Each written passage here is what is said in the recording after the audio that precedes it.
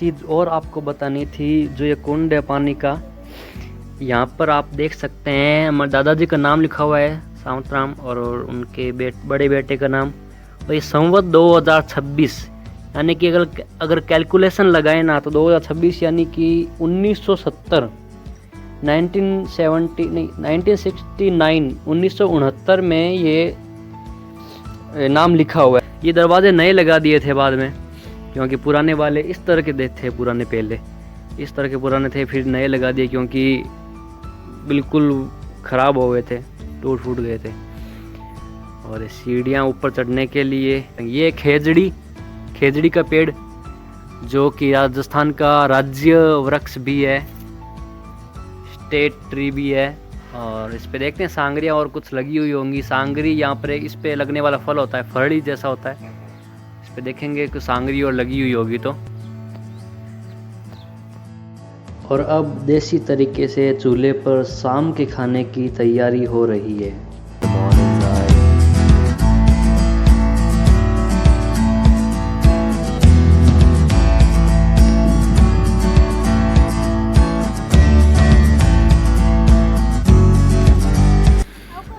हमारे घर के पीछे खेजड़ी के काफ़ी पुराने 2 पेड़ लगे हैं जहाँ गायें बांधते थे।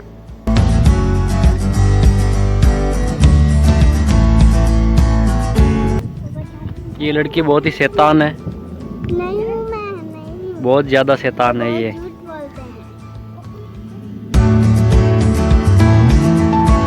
कल शाम को जब आए थे तब काफ़ी अंधेरा हो गया था, तब देख नहीं पाए थे सही तरह से, तो आज आपको सही तरह से दिखा देते हैं। ये गेहूं और पीसने वाली चक्की है, गेहूं और पीसते थे पहले। और ये चीज़ आप देखिए, ये शायद ऊंट के ऊपर लगाया जाता था, पता नहीं गोरबंद कहते हैं, गोरबंद कुछ अलग होता है, वैसे उस टाइप का। ये पुरानी चीज़ें पड़ी है, पुरानी संदूकें, और ये देख सकते हैं आप। और इस तरफ ये पुराने खेत के सामान, जो खेत के औजार थे जो खेत में काम आते हैं, वो सारे पड़े हैं। बाकी अब यूज़ नहीं होता क्योंकि काम में नहीं आते। तो ये पुरानी तरह की संदूक है लकड़ी की। ये चीज़ है जो बैल के गले में बांधी जाती थी। और इस चीज़ से कुछ देसी चीज़ें बनाया करते, राबड़ी नाम की चीज़ थी, वो बनाते थे। ले पकड़। और ये कई टोकरियो, हाँ, ये अंदर की तरफ एक लकड़ी का टुकड़ा लगाया हुआ है, ये ऐसे टकराता बजता, बैल और के गले में बांधा जाता था। तो ये पुरानी चीज़ें हैं हमारे घर की। और ये भी कुछ बैल और के बांधने की चीज़ें, कई चीज़ें कहीं है।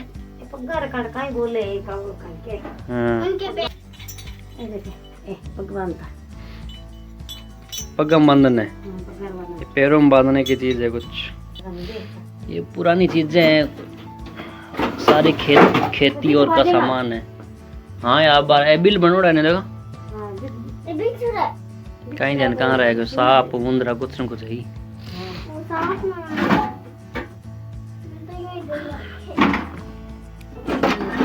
ये देखिए, ये पता नहीं क्या कहीं है।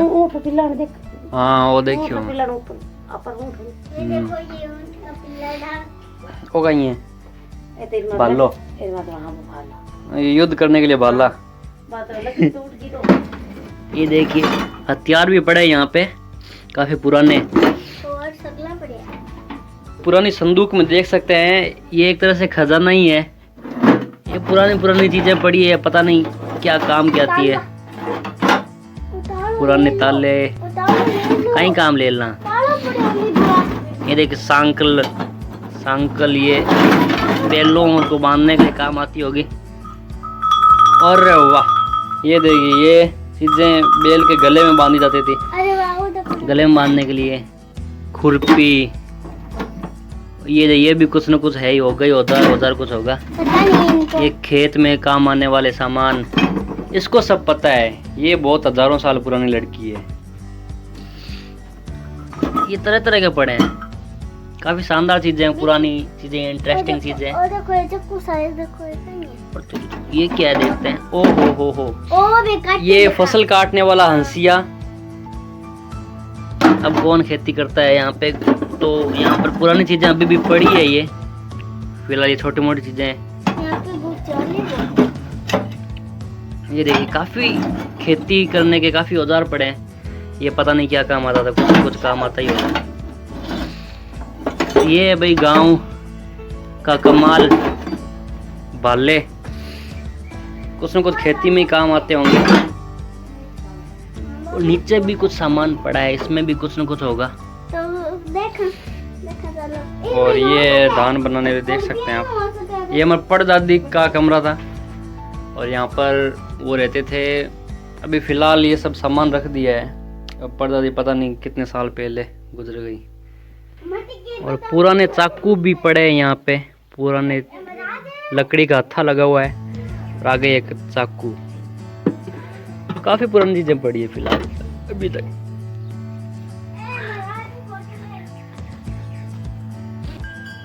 और फिर हम पहुँचे गांव के मंदिरों के दर्शन करने। गांव के लोग यहाँ बच्चों के अच्छे सेहत की प्रार्थना करने बाया जी के मंदिर आते हैं। यह सोवा गांव की स्थापना करने वाले राघवदास जी का मंदिर है, जिन्हें लोकल लैंग्वेज में भूमिया जी या भूमि देव भी कहते हैं। यह गांव के ठीक बीच में हनुमान जी व ठाकुर जी का मंदिर है, जिसके भवन में गांव में आने वाली बारातों को ठहराया जाता है।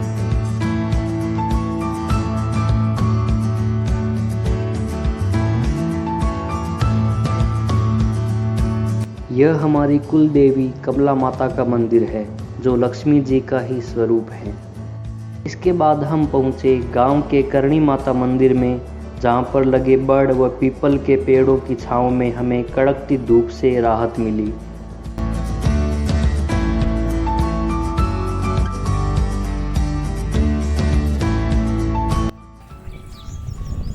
और यह है गांव के पानी का एकमात्र सोर्स, गांव का कुआं, जहाँ से पूरे गांव को पानी मिलता है। और मैं गया इसकी गहराई मापने, कूद कर नहीं, सिर्फ अंदाज़ा लगाने। 500 फीट तो होगा ही।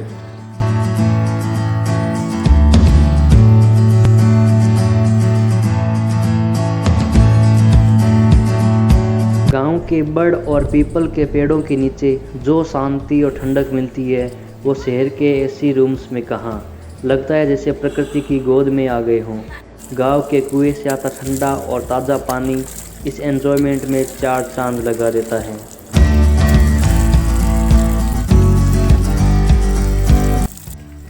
शनि व भैरव मंदिर जाने के बाद हम पहुँचे गांव की सीमा की रक्षा करने वाले सीमा रक्षक लोक देवता के पास, जिन्हें लोकल लैंग्वेज में भूमिया जी या खेतपाल जी भी कहते हैं। गांवों की यही अनूठी संस्कृति भारतीय संस्कृति को अब तक जीवित रख रही है। और यह रास्ता जाता है हमारे खेतों की तरफ।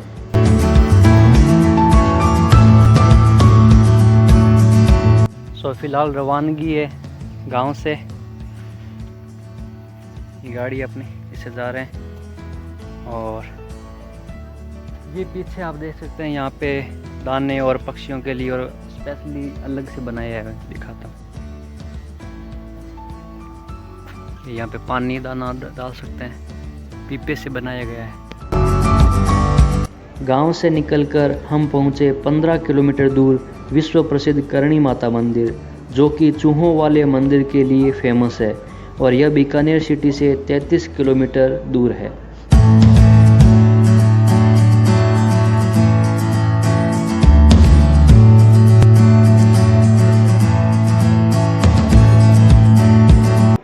इस मंदिर में आपको हर जगह चूहे ही चूहे दिखाई देंगे, जिन्हें काबा कहते हैं। एक और दिलचस्प बात कि अंदर के चूहे बाहर नहीं जा सकते और बाहर के चूहे अंदर नहीं आ सकते। और इन चूहों से आज तक कोई बीमारी भी नहीं फैली। यह करणी माता का ही चमत्कार है।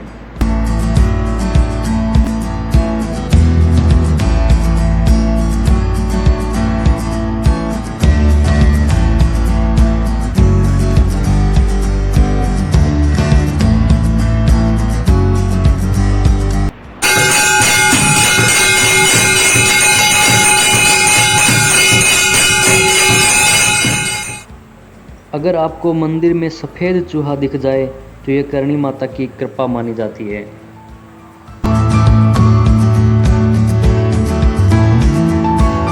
ऐसी भी मान्यता है कि देशनोक गांव के चारण जाति के लोग ही मरकर मंदिर के चूहे बनते हैं। मंदिर में पुजारी भी चारण जाति का ही होता है।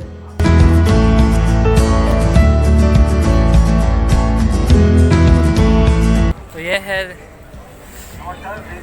वर्ल्ड फेमस करणी माता मंदिर देशनोक, जो चूहे वाले मंदिर के लिए फेमस है।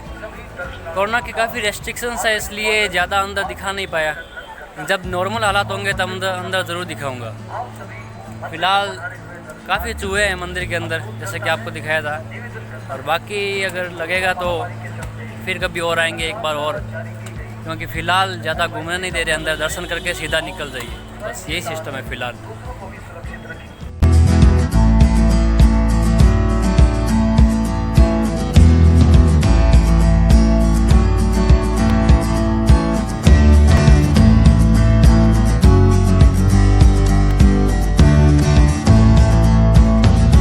और इस तरह हम निकल पड़े अपने घर यानी बीकानेर की ओर।